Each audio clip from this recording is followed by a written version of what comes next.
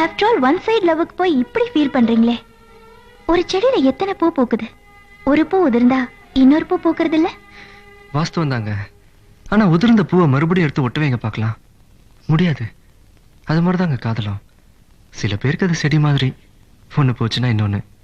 சில பேருக்கு அது பூ மாதிரி, ஒரு தடவை பூத்து உதிர்ந்ததுன்னா அவ்வளவுதாங்க, மறுபடியும் எடுத்து ஒட்ட வைக்க முடியாது. அது மாதிரிதாங்க என் காதலும். லவ் ஃபெயிலியர் ஆன எத்தனையோ பேர் வேற கல்யாணம் பண்ணிக்கிட்டு சந்தோஷமா இருக்கலையா? இருக்காங்க. ஆனா அவங்க சந்தோஷமா தான் இருக்கிறாங்களான்னு நமக்கு எப்படிங்க தெரியும்? எங்க லவ் ஃபெயிலியரை வேற கல்யாணம் பண்ணிட்டு வாழ்ந்துட்டு இருக்காங்களே, அவங்க ஒவ்வொருத்தர் நெஞ்சையும் தொட்டு சொல்ல சொல்லுங்க பார்க்கலாம். என் மனசுல அந்த பழைய காதல் இல்ல, எல்லாத்தையும் மறந்துட்டு வாழ்ந்துட்டு இருக்கேன்னு. நிச்சயம் முடியாதுங்க.